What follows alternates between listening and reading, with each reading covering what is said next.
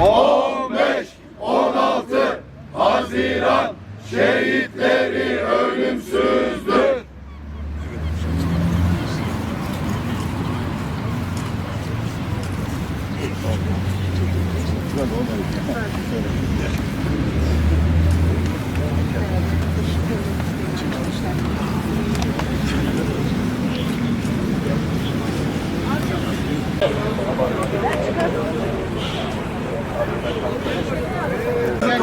Ama ben bunu da detay olarak ekledim. Gün gelecek, devran dönecek, AKP halka hesap verecek. Ücretlerimiz eriyor çünkü sendikal haklarımız engelleniyor. Türkiye Uluslararası Sendikalar Konfederasyonu'nun açıkladığı verilere göre emeğin hakları açısından dünyadaki en kötü 10 ülke arasındaki yerini koruyor. Sendikalaşmanın önüne bin bir türlü engel çıkartılıyor. Bu ülkede sendikacılar hapse atılıyor. Sendikalı olan işçiler işten atılıyor. Patronlar yetki süreçlerini uzattıkça uzatıyor. Grevler yasaklanıyor. Bu ülkede patronlar hakkını, hukukunu arayan işçinin üzerine ateş etme cüretini bile gösterebiliyor. Biz biliyoruz ki işverenler, patronlar bu gücü, bu cesareti ülkeyi yöneten siyasi iktidardan ve onların zihniyetinden alıyor.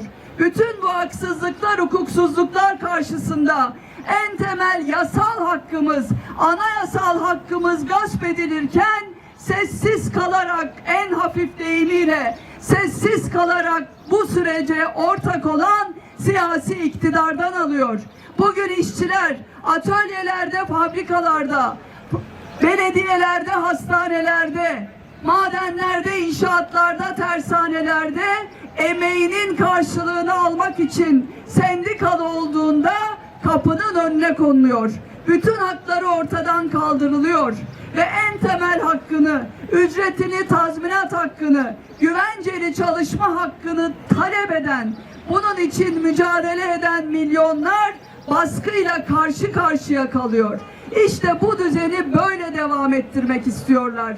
Tıpkı 56 yıl önce olduğu gibi bugün de ülkeyi yöneten saray iktidarı sendikalı olmayın, sendikalı olacaksanız benim istediğim sendikaya üye olacaksınız diyebiliyor. Her türlü antidemokratik yasa önümüze konuyor. Enflasyon verilerini baskı altına aldıkları gibi halkın iradesini de baskı altına almak istiyorlar.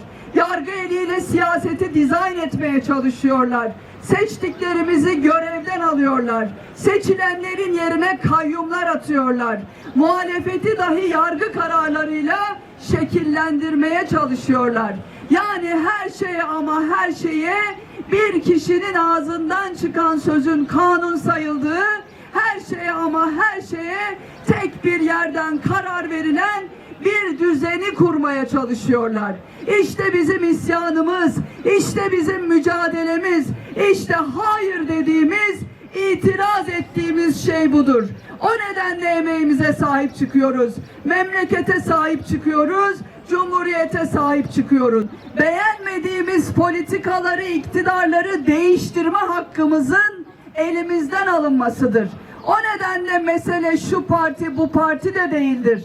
Meselenin özü işçileri, emekçileri, emeklileri, gençleri, kadınları karar alma süreçlerinin dışına, siyasetin dışına itmek istemeleridir. O nedenle diyoruz ki demokrasi işçinin ekmeğidir. Demokrasinin olmadığı yerde emeğin hakları da olmaz. Ve demokrasi derken de sadece 5 yılda bir gidip sandıkta oy kullanmayı anlamıyoruz. Tabii ki bu da dahil olmak üzere demokrasi hayatın her anında ve her alanında, başta işçi sınıfı olmak üzere kadınların, gençlerin, işçilerin, emekçilerin, emeklilerin, yani halkın karar alma süreçlerine katılabilmesidir.